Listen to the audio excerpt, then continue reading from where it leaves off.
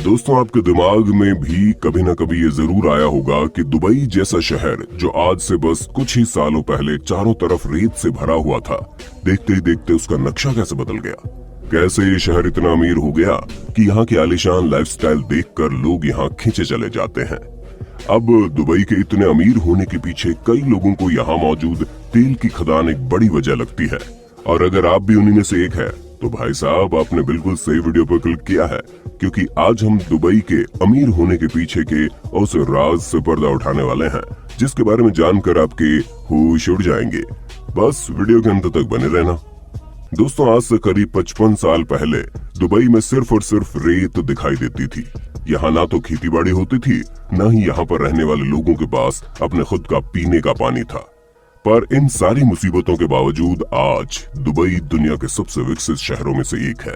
भले ही यहाँ का क्राइम रेट ना के बराबर हो, पर फिर भी यहाँ पर पुलिस क्रिमिनल्स को पकड़ने के लिए फरारी और आउडी जैसी महंगी महंगी गाड़ियों में चलती है। और हाँ, हम दुबई में बनने वाले दुनिया के सबसे पहले 7 स्टार होटल बुर्ज अल अरब को कैसे भूल सकते हैं, वो भी तो यहीं पर है। बाकी दुनिया की सबसे ऊंची इमारत बुर्ज खलीफा से लेकर यहाँ रहने वाले शेख नवाब द्वारा पैसे को पानी की तरह बहाना, ये सब कुछ आपको सिर्फ और सिर्फ दुबई में ही देखने को मिलेगा। पर इन सब के पीछे सवाल ये आता है कि आखिर दुबई के पास इतना सारा पैसा आया तो आया कहाँ से। अब इस चीज को जानने के लिए आपको आज से 55 साल पीछे चलना पड़ेगा, यानी कि साल 1966 में, क्योंकि यही वो साल था जब दुबई में पहली बार तेल की खोज हुई थी। और इसके ठीक 3 साल बाद 1969 दुबई ने तेल का निर्यात शुरू कर दिया। और आप यकीन नहीं मानेंगे, इनका पहला ही शिपमेंट 1,80,000 बैरल्स का था। साल 1971 में दुबई यूनाइटेड अरब अमीरात यानी यूएई का हिस्सा बना। अब जिन लोगों को ना पता हो उन्हें बता दें कि यूएई में 7 सल्तनत है, जिसमें Dubai, Abu Dhabi, Sharjah, Ajman, Fujairah, Umm Quwain और रस अल खामे शामिल है। दोस्तों, यूनाइटेड अरब अमीरात से मिलने के बाद दुबई की पावर और ज्यादा बढ़ गई, पर अभी तो असली जादू होना बाकी था। जहां साल 1972, 1973 और 1982 में दुबई ने 3 और तेल से भरे क्षेत्रों की खोज की, जिसके बाद 1999 में सरकारी company Emirates national oil company ने पहला रिफाइनरी खोला। और जब ये सब हो रहा था तो दुबई एक पिछड़े हुए देश से ठीक ठाक कंडीशन में आ गया था। केवल तेल की खोज ने इसे अमीर बिल्कुल भी नहीं बनाया।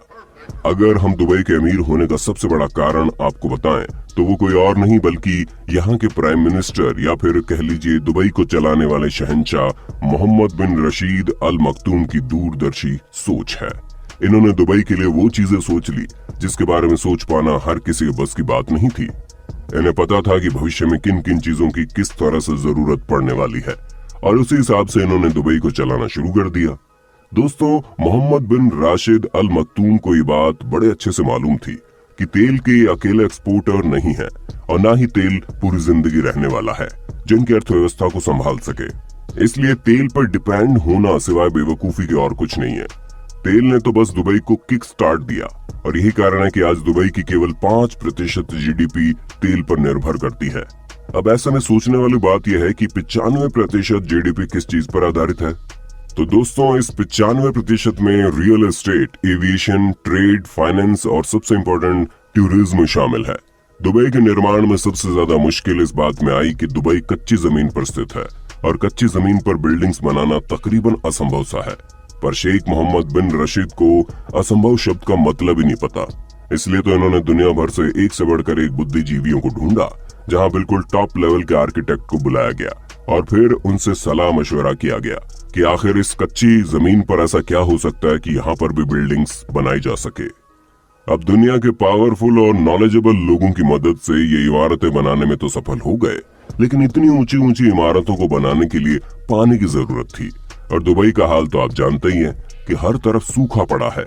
इसी पर गौर करते हुए शेख के दिमाग में ख्याल आया, और फिर इन्होंने एक्सपर्ट से ये पूछा कि ईस्टर्न रेंज के पहाड़ों के बीच जो वैली है वो अपने आप कैसे बनी।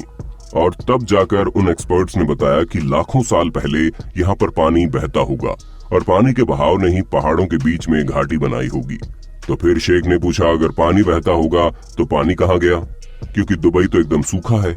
तो इन एक्सपर्ट्स ने इसका जवाब देते हुए बताया कि हो सकता है पानी अभी भी जमीन के नीचे हो। अब इतना सुनते ही शेख ने पूछा, क्या हम उसे निकाल सकते हैं? हाँ, आइडिया अच्छा है और हम कोशिश कर सकते हैं, क्या पता मिल जाए। एक्सपर्ट्स के मुंह से ये चीजें सुनने के बाद शेख ने एक कमेटी बनाई और उन्हें जमीन के नीचे से पानी ढूंढने का जिम्मा सौंपा। जब उन्होंने खुदाई का काम शुरू किया तो ये पता चला आज भी कुछ किलोमीटर नीचे पानी रेत के नीचे दबा हुआ है।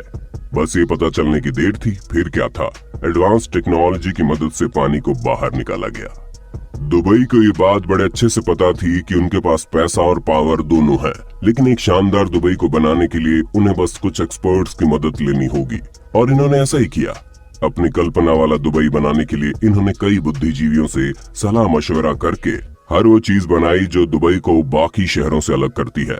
और इनकी इसी एडवांस सोच ने एक ऑयल बेस्ड इकोनॉमी को एक टूरिज्म और ट्रेड बेस्ड इकोनॉमी बना दिया, क्योंकि तेल तो कब खत्म हो जाए किसी को नहीं पता, लेकिन ट्रेड और टूरिज्म दो ऐसे फील्ड हैं जो कभी खत्म नहीं होंगे।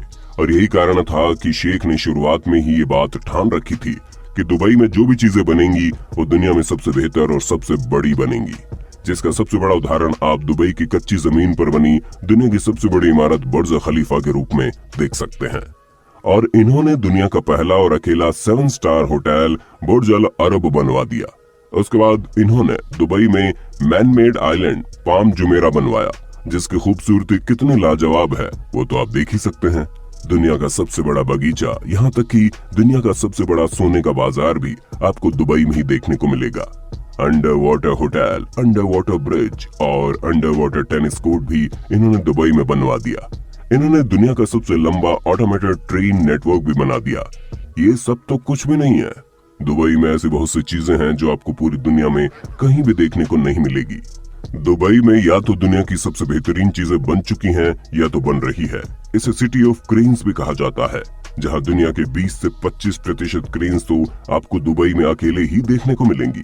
अब आप खुद ही सोचिए कि 4114 स्क्वायर किलोमीटर यानी कि महाराष्ट्र के केवल 2% एरिया वाले शहर में इतना कुछ मौजूद है, वो किस स्पीड से विकास कर रहा होगा।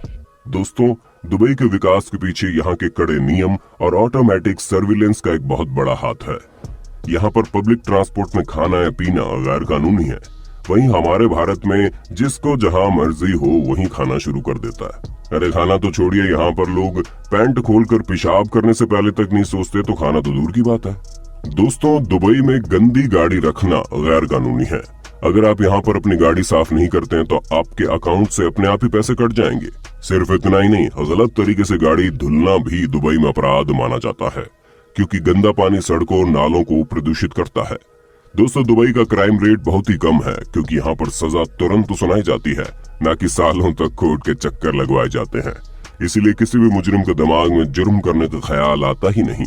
और अगर कोई गलती से जुर्म करने की कोशिश भी करे तो उसे पकड़ने के लिए यहाँ की पुलिस के पास सुपर फास्ट गाड़ियां मौजूद हैं, जिनकी मदद से मुजरिम को रंगे हाथ पकड़ा जा सकता है। वैसे यहाँ पर स्मार्ट पुलिस स्टेशन भी बनाए गए हैं, जहाँ कोई पुलिस वाला तो नहीं है, लेकिन मशीनें लगाई गई हैं, जहाँ आप मशीनों की मदद से किसी भी क्राइम की रिपोर्ट दर्ज करवा सकते हैं। दोस्तों, दुबई ने स्मार्ट सर्विलेंस भी लागू किया है, जिससे आप कोई भी नियम तोड़ते हैं तो आपके बैंक अकाउंट से पैसा कट जाएगा। दुबई में इतना कुछ होने के बावजूद यहाँ के प्राइम मिनिस्टर को चैन नहीं आया, तभी तो यहाँ अब अलादीन की कहानी पर बेस्ड अलादीन सिटी बनने जा रही है। उसके अलावा यहाँ पर बॉलीवुड थीम पार्क भी बनने जा रहा है, और ऐसे बहुत से प्रोजेक्ट दुबई में बनने वाले हैं जिसे देख दुनिया चौंक जाएगी। बस बात सिर्फ इतनी है कि इस महामारी के चलते ये काम थोड़ा रुक गया है, वरना अब तक दुबई और भी ज्यादा शानदार बन चुका होता। तो दोस्तों, दुबई के बारे में सारी बातें जानने के बाद आपका दुबई के बारे में क्या कहना है,